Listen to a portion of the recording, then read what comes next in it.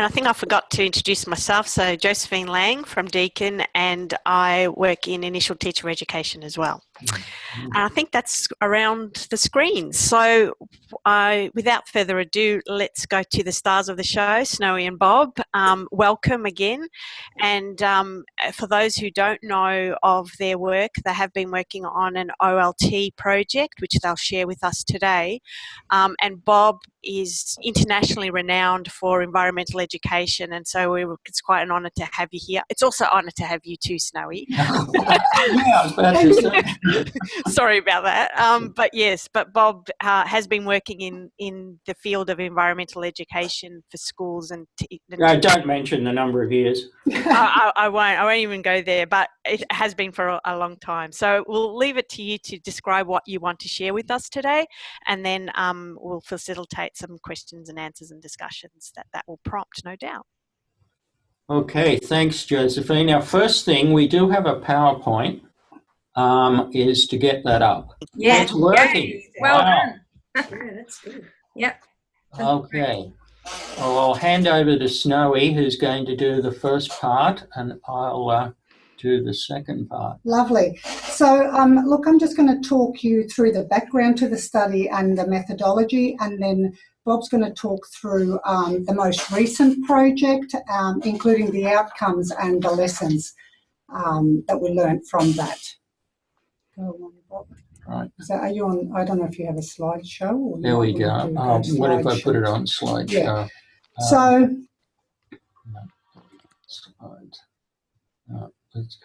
let's just do it. Are you getting one slide or multiple ones at the moment? We've got the one slide in the centre, and then the menu of it on the side. Slideshow. Okay, right. Yeah, that's it. And then just go from current slide. Yep, that's okay. it. Okay, lovely. So I guess the background to the project is that we're really trying to develop a systems approach to embedding sustainability, education for sustainability in teacher ed, because the research shows that currently it's very much an ad hoc approach. So, and that really to be effective, you need to have a wide-scale, long-lasting change, which requires a much more coordinated and coherent approach that really engages people from across all the different levels of teacher education. So I guess the project is really about developing a framework that reflects that kind of approach. Do you want to talk about 2 research questions? Oh, sorry. And of course, the 2 research questions that led the research is really how can a system-wide approach contribute to embedding education for sustainability in pre-service teacher ed? So looking at what sort of how can we engage and I guess build on to this idea of a system-wide approach. And then looking more practically at the type of strategies that can help develop capacity for embedding this at an institutional course and faculty level. So really working across the different levels from the individual educator to the faculty and the state level. Just to underpin that, what do we actually mean by mainstreaming, which was the original term that Joe started using, and that's kind of morphed into an embedding approach that we talk about now. We're really talking about a holistic approach that recognises that there are many interconnections and multiple parts of entry in terms of where people are coming from. And that the core focus really is about inclusion of sustainability as part of the core activity of teacher education. So it's not just about adaptation of content or add-on, but it's really about fitting in with current structures, yes, so it kind of reorientating the curriculum. So there's 4 stages, 3 previous stages that were done prior to Bob and I starting on the joining the 4th stage. The stage 1 was just really a literature review, which led to the original development, or I guess conceptualisation, of the mainstreaming sustainability model. And what the major outcome is that they found that really to engage with this sort of work, there needs to be deep engagement, and you need to engage key agents key agents from across the systems. Stage 2 then piloted the mainstreaming sustainability model in Queensland and NT in their education systems. It was very successful in establishing different kinds of networks, partnerships and strategies, and really highlighted that the mainstreaming sustainability model is able to facilitate change over time. Then the third stage actually used the model in the ACT as well as New South Wales universities. And they found that individual teacher educators are actually motivated, and they're able to incorporate EfS into their courses as long as there's no lack of systemic support. So one of the major findings that led to this was that there's actually a lack of systemic support, and that this acts as the major constraint to achieving change. And I guess that was really the impetus for the fourth stage. Yep, click on again to the next one. Yep, and this is just I guess the latest iteration of the model. Just to summarise it, the main key is that it actually focuses on identifying agents of change from across institutions and structures that really make up teacher education. And I think I'll leave it at that for now. We don't want to dwell too much on the model, which will really be what we'll be doing in the workshops. But I'll let Bob go on and talk about the fourth stage, which is the current stage we're working on. I might come back to that. So the fourth stage, which we applied for OLT funding for and received for 2012, was really to expand and refine this model to a statewide systems framework by drawing on the recommendations from the first three stages. I'm going to go back to the map. Yep. And what we did then was invite participants from most of these categories here that affected teacher education within the state. Go ahead and talk about participants then. Yeah. So what we did in the second stage, there were 5 Queensland institutions involved in that piloting stage that Snowy mentioned. This time we asked the other 3, so we asked all 8 teacher education institutions in Queensland, and all participated. We then asked, we did not involve teacher education students, and we were talking earlier about the arrow is probably more appropriate with teacher students to be linked with teacher education institutions. We invited, and they participated, 2 professional teacher associations, the Australian Association for Environmental Education and the Australian Teacher Education ATEA Association. We also got the participation of the College of Teaching in Queensland, which is the Queensland Teacher Registration Authority. We did not involve schools. We had a representative from the Queensland Department of Education, and we actually did not have anyone from the Department of Environment. So we had, I think there's 7 there, 4 of the 7 involved. So as Snowy mentioned, this was an effort to trial a whole state systems-wide approach to embedding sustainability. Do you want to go on with the next one? and talk about the research approach and methods. So we were talking about whether it was really action research within case study approaches or the other way around, case study involving action research. But I guess that the main point of it is that the action research approach really helped us to collaborate with the participants and to critically reflect the research approach and enabled all the participants to negotiate their research activities according to what was suitable within their own context. And it also was really useful in helping us to combine the learning and the action in order to enact change. So we could constantly reflect on what we were doing, thinking about it, so reflecting and then thinking about how can we move forward with the overall approach to enact some kind of change.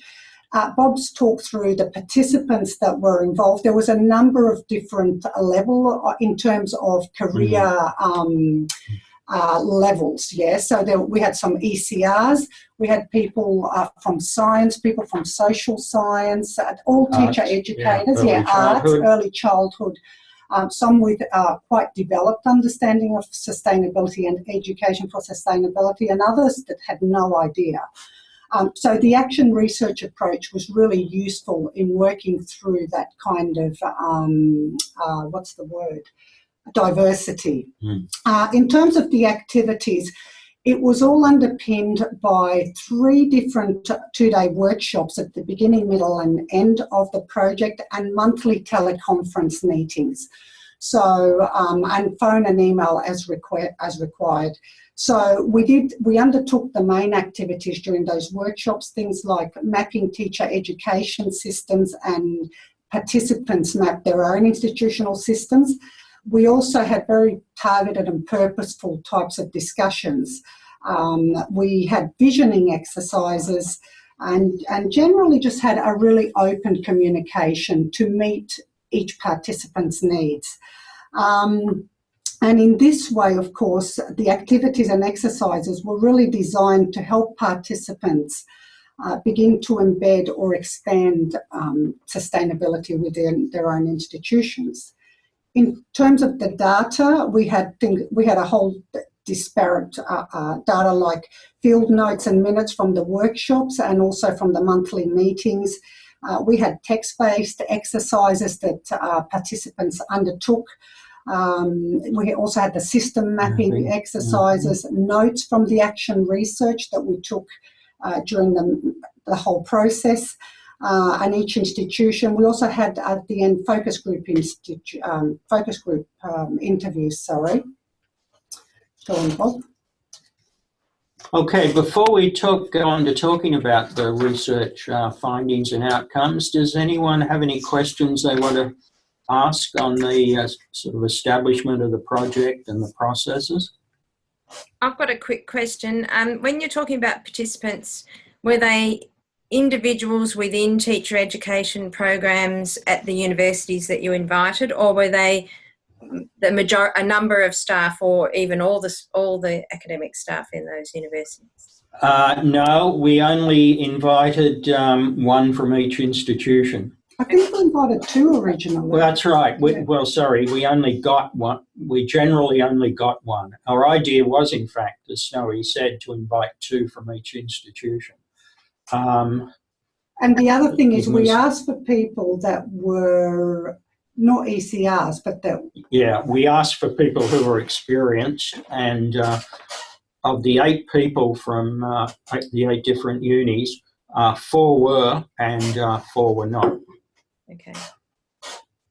Thank you. I've got a question as well. It's Leanne from Macquarie. Yes?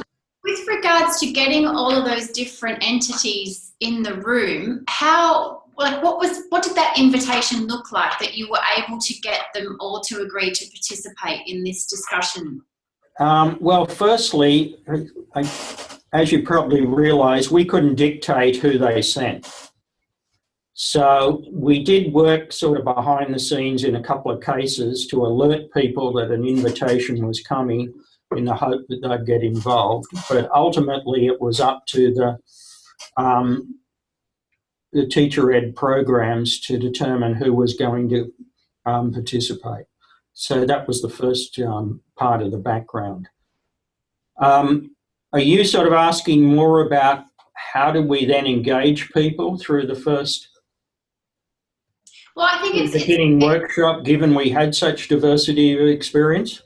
That as well, but I think it's really good that you not only got representation from the institutions, you've got representation from the registration and accreditation people, from the government. You've got a diverse group of people together to talk about something that may not necessarily have been a topic that they really wanted to discuss. So it was good that you were able to get all of those people together in the first place to make this happen. Yeah, we were really pleased that we got everyone, every institution that was invited responded positively. And probably in terms of, I guess, encouragement, we did have money to pay for their expenses. Okay. And we also gave them $4,000 to develop the research within their institution. So that was an incentive, as Snowy said, for them to participate. So we tried to give them a little sugar, you know, to entice them. But that was also meant to enable them to generate activities within their own institutions. Yeah. Bob, hi. I'm wondering if you can you go back to your research question? I missed that. I'd like to read that again. Sure. Thank you.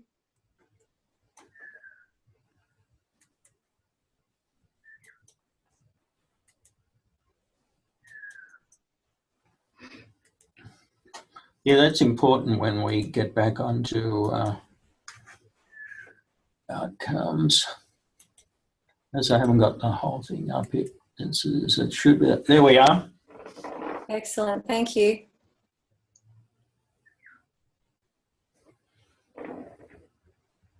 Tell me when you're ready, Peter.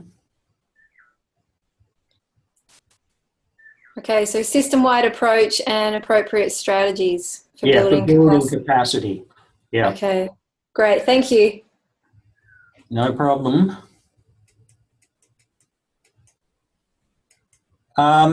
In terms of the diversity, what we really started with was both getting to know people and having them try to get a handle on each person's role, and as well their conceptualization, how they understood.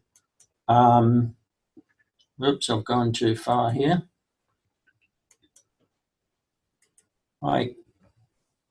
Okay, is that it? Yeah. And that it actually became an advantage to have that diversity there, of having both ECRs and experienced people, as well as to have people outside teacher education institutions. So it really did contribute to a rich dialogue, which we'll talk about. So you're happy for me to go on with talking about the research findings outcomes?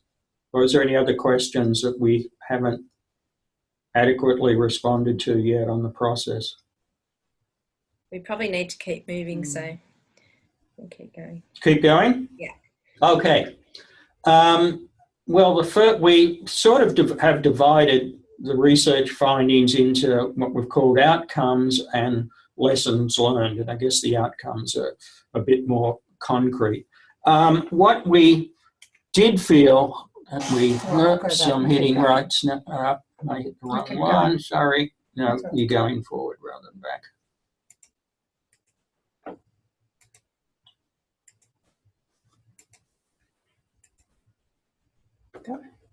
No, you're on lessons learned, a couple more back. There we go.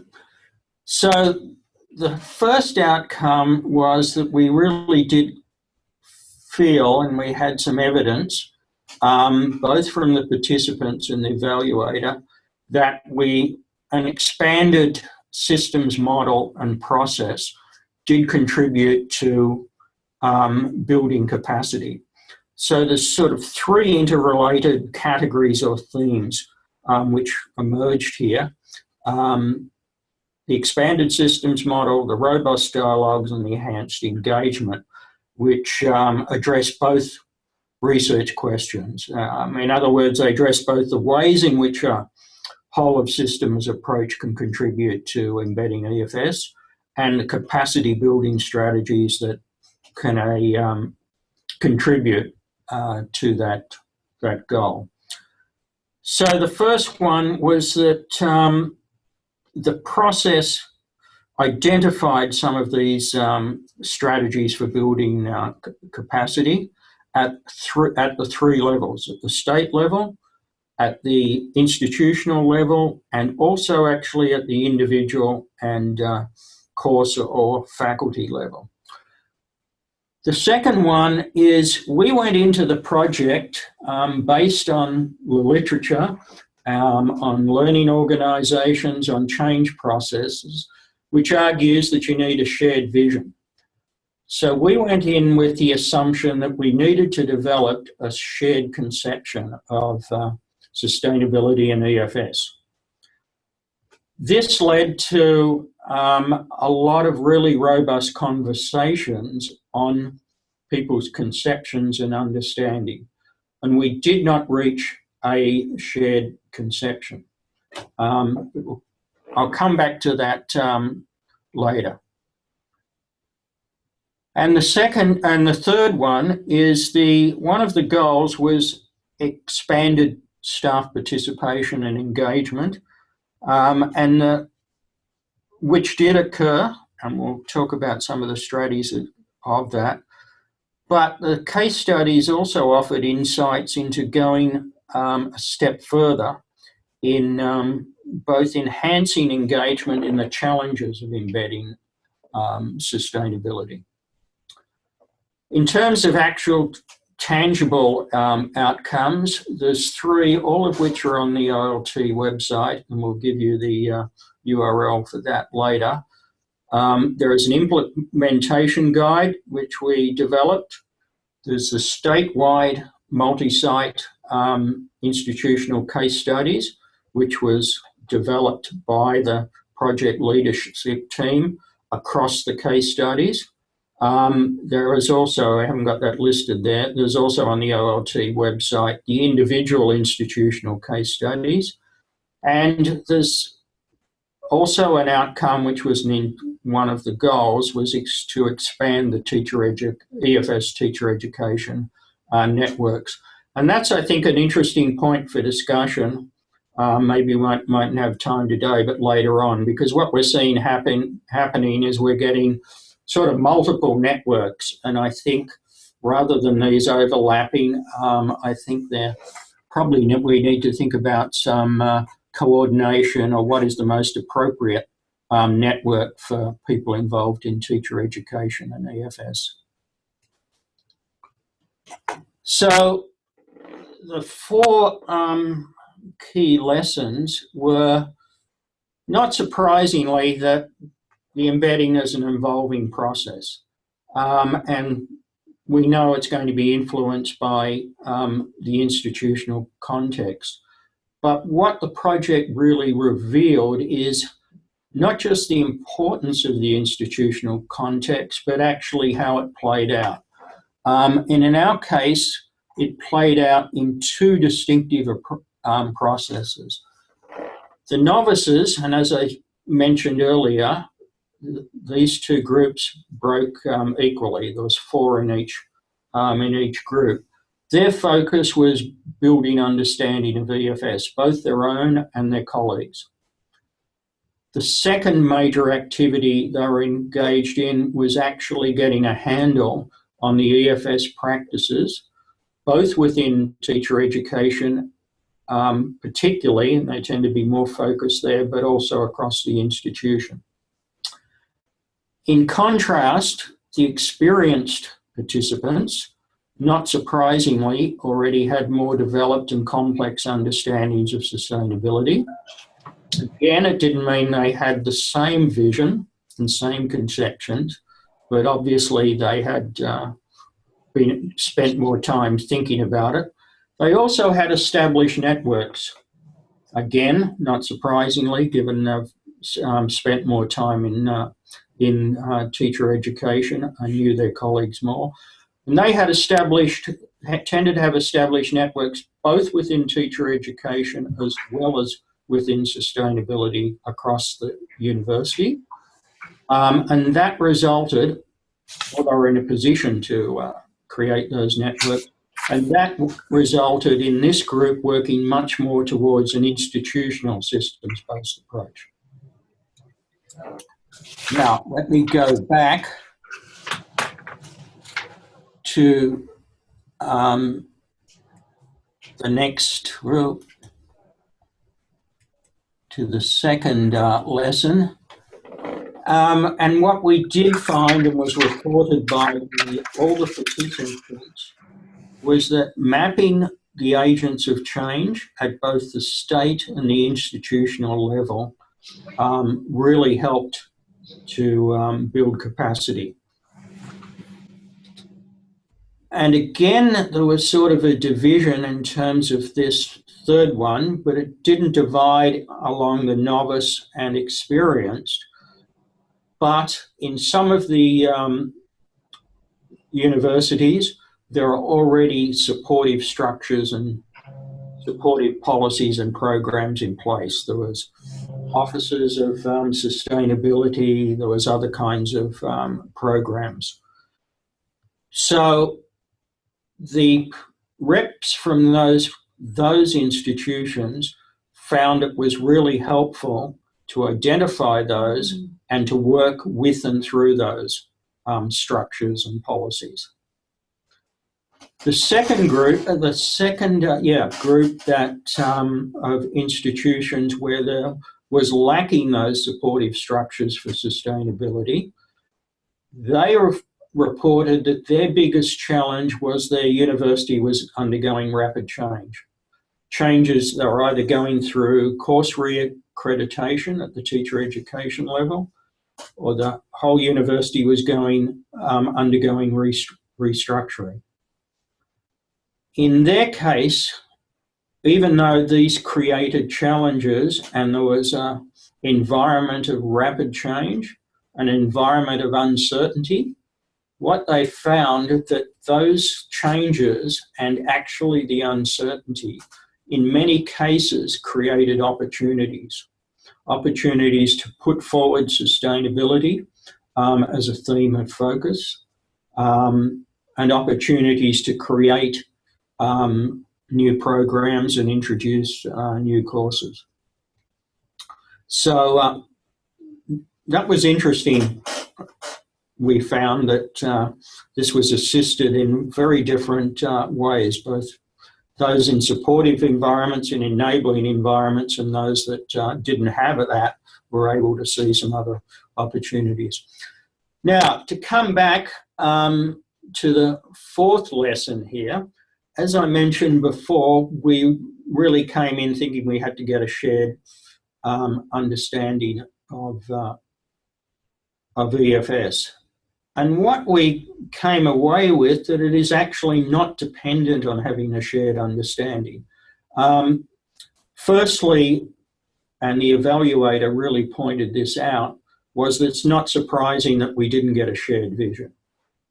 Given the contested nature of sustainability in EfS, the many unanswered questions about it, the ambiguity and vagueness of the conception, it's not surprising, and this has been reported at numerous international conferences that have tried to focus on developing a shared vision.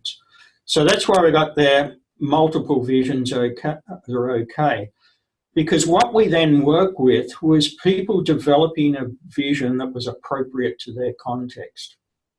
And that's where it really did become important to sort of find a vision that was coherent with the stage of development of sustainability education within their institution.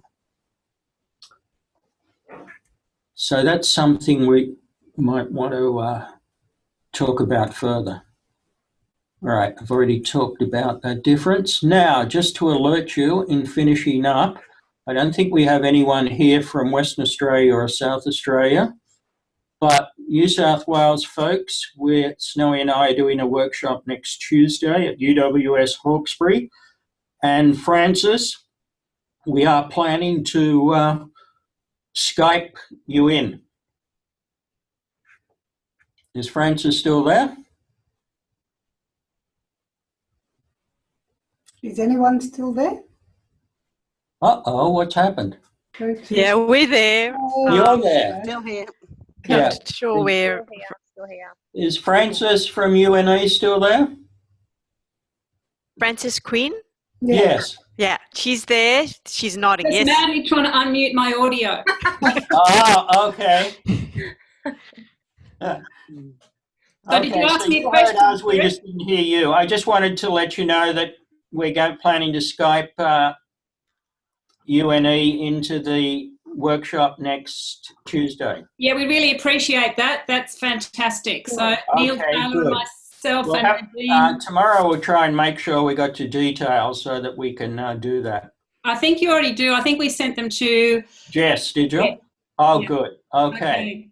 That's fantastic. Thanks. Thank you very much. Okay, let me jump to, sorry, who's it, Charles Darwin? Oh, Deb. Deb. You there, Deb? Yes, I'm here. Thanks. Right. Yep, 2nd of June. I don't know if Jess has contacted you about the numbers, but we wanted to make sure we had more than a couple of people before we came up. So the plan is, if you do have, say, 5 people or so, Okay. then we can still come up. It's quality, not quantity. I Bob. realise that too. Unfortunately, OLT and funders don't always appreciate that, even when you tell them that. That's all right. So if you can a couple of more people to come in, then we can, Okay. go ahead. But yeah, we'd love to come up, and we'll try to get up on that date. That's the date I think you gave us. Now, everyone else is in Victoria, right? Mm-hmm. And I think, Peter, you have the details at Deakin University, or someone from Deakin has the actual location for also next Tuesday, the workshop that Joe and Julie are going to do. Yeah, sure, Bob. Thanks very much for sending part of your team down here. It's very exciting. We found a space in our new corporate centre, so it's going to be very fancy. It's at the Burwood campus. And so 9 o'clock we start, where we just come to the level 2 and you'll find your way in. But if you could RSVP to Jess, that would be great, because she's organising catering for lunch, which will start at 12 and sort of go from there. So thanks. Yeah, it's very exciting. Oh, there's an inducement, lunch too. Yeah, forgot to mention that. Okay, so, well, we just wanted to end with some of the publication details. If you go into the olt.gov.au site, click on resources, and if either you put in my last name or if you put Embedding Sustainability in Teacher Ed, you will get the 3 reports there. The first one's the whole report. Then there are 2 others. One's the introductory guide, which is not in the whole report. And then there is also a separate publication of the individual case studies, which are actually also in the whole report. But they're all the institutional case studies. The first one's also draws across those. In addition to those 3 resources, everyone right on the OLT resource? Bob, can you just put that back again so I can write down that? Yeah, I was a bit quick on that, sorry. Yeah. I think if we get the PowerPoint, Bob, I'm sure that Alison can actually put it up on our network site. Oh, okay, sure, we can do that too. And thank you. The people coming to workshops will be getting a USB with all these reports on them. Yep. So you don't have to worry about it. That's great. Thanks. Thanks, Bob. Okay, and then we've got 3 in press at the moment. one that Snowy led that covers quite a lot of the territory that we've just talked about, and some more in AGEE. No idea when that's coming out. And then we have 2 chapters in a book that's now in publication on educating science teachers for sustainability, which those in science ed will be particularly interested in. But you'll notice the title of the one we did in relation to the project is titled Beyond Science Education, which is all focused on the systems approach. The other one is not on the OLT project other than JCU's, and this is really a case study of JCU's 10-year involvement, or probably more than that now, in embedding EfS and pre-service teacher ed. Thank you, Bob. That book should be out later this year. Beautiful. And we're happy to send anyone who would like copies of any of those.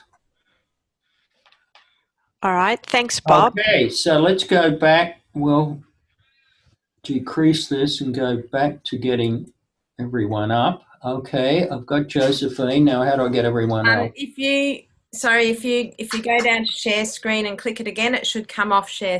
That PowerPoint should come off. Just open that. Okay. Now I've got Alison. We should be able. How do we get everyone back up? Show thumbnails. Is that it? Yep, try that. There we go. Yeah. All right. Except we've still got that PowerPoint. It doesn't matter.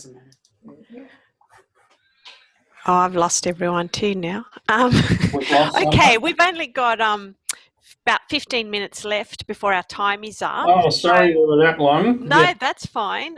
So what we might do is just open up for people to ask questions. That might be the best. But can you get rid of the presentation? We're working on that. Oh, okay, that's all right. So can people who'd like? I haven't got the screen anymore, so I'm lost. Yeah, look, I'd like to say something because I have Okay, we just got that better. Yes, Yeah. that's good. Is that Laurel who's asked? Yeah, Laurel, Yes, go for it. Yeah, because I was involved in training the 1,000 TAFE teachers in the TAE sustainability skill set.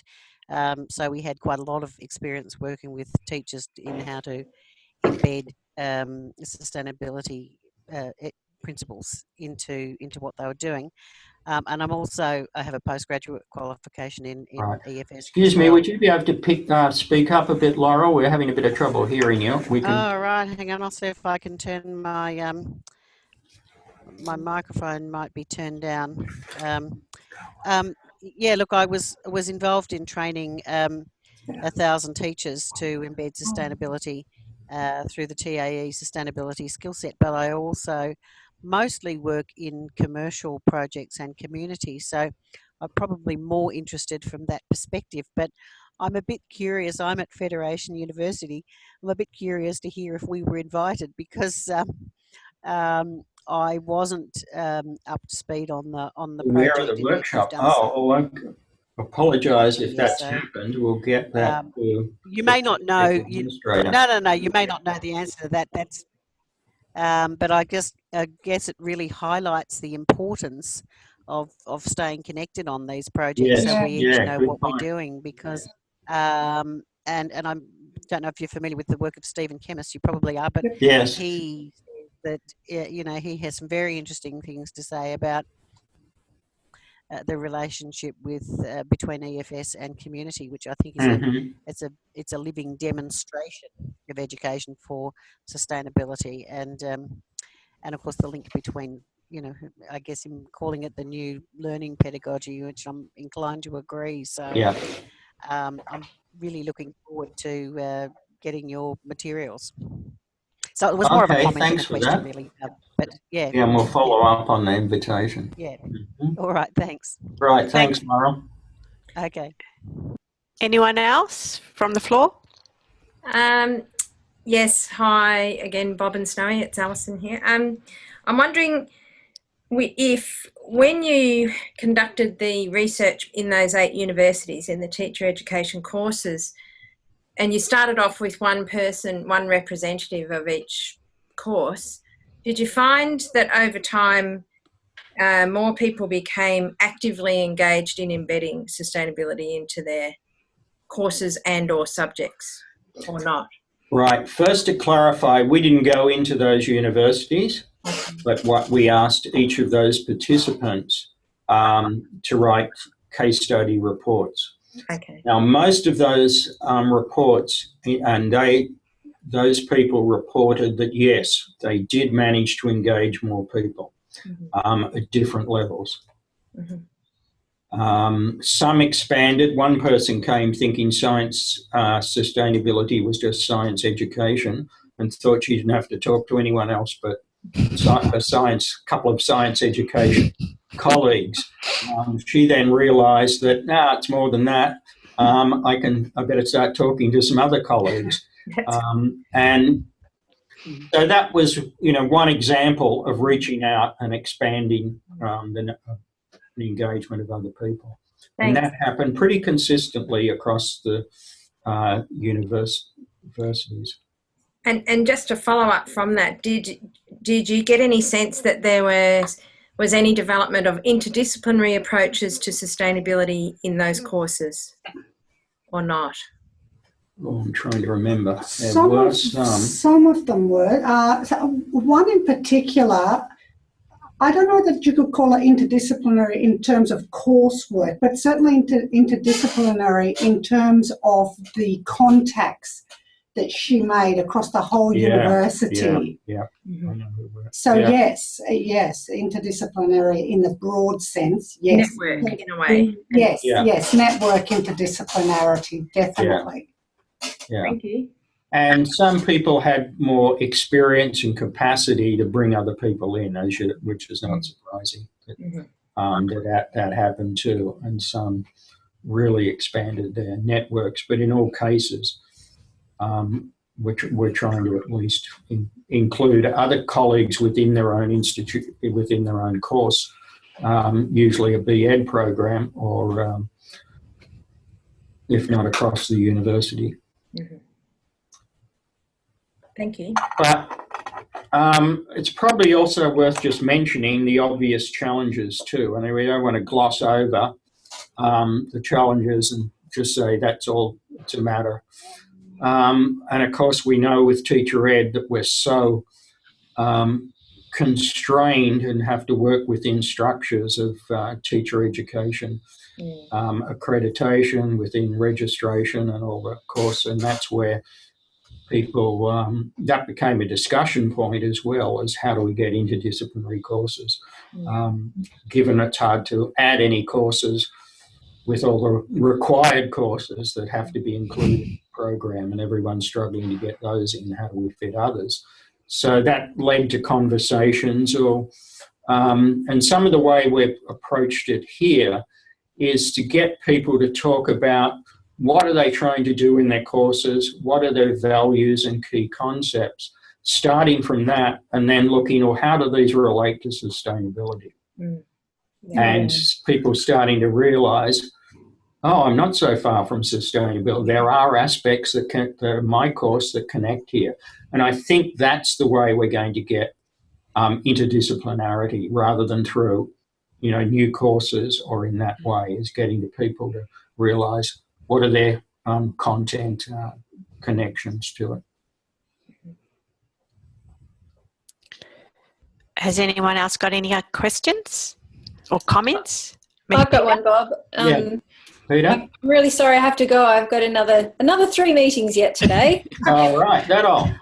But yeah, that's all. But I'm really pleased to have been given an opportunity to get a heads up with what's coming, and I look forward to grilling Julian and Joe when they make it to Deakin next week. Yeah, well, we plan on, great, because we plan on these workshops, 3 hours has been set aside, and it's getting people engaged in doing some mapping of their own, I suppose, statewide and institutional, and then talking more about some of the complexities, which I really just hinted at in the challenges, and able much more discussion of those things and some other things that came out.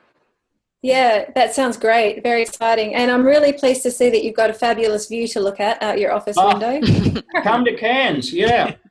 Yeah, it's on the If there was a list. floor higher, I'd be able to look over the car park instead of at it, in the rainforest and mountains in the background. Very nice. We're All never right, good to see you satisfied. both. Yeah. See you, Peter. Bye, Peter.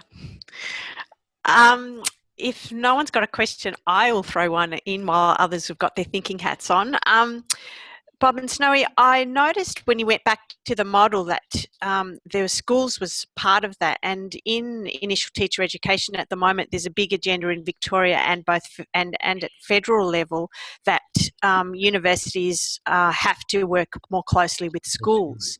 Yeah. And I noticed that you said that you have decided not to get schools on board, and I'm just wondering what was the rationale behind that, or do you see a role how schools might actually help us at universities to embed sustainability within our IT courses?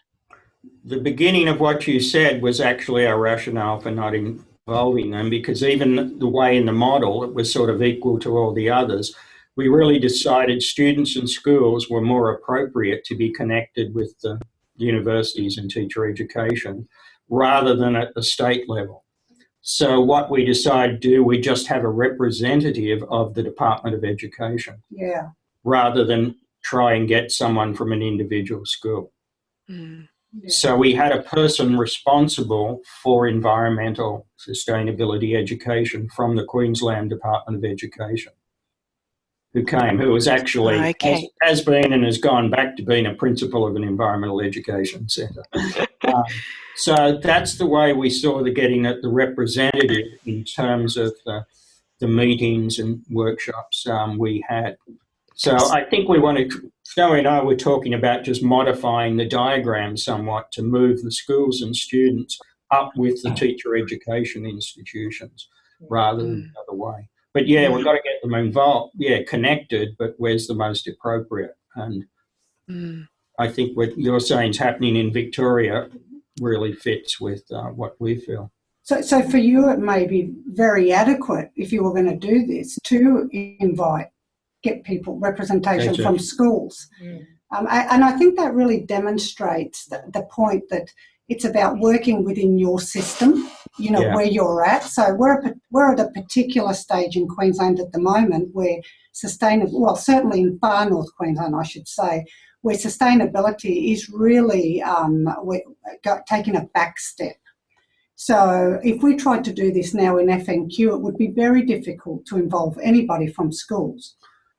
But we could invite people from environmental ed centres, which are working with schools. So there's always some kind of... so our links are closer with their centres, and then they're working with schools, and actually they have a project with schools, and they're actually bringing the kids from that from those schools to the university to present. And we've been commentators on the work the kids are doing in schools. So but the link comes through the environmental ed centres for us. So it's working within your system, what works for you. But just to follow Snowy, the back seat came during the previous government, and now I think we're going to get rid of a lot of the policy stuff that was discouraging environmental ed and get back to what was beforehand, fortunately. So hopefully they won't be as a broader approach. risky.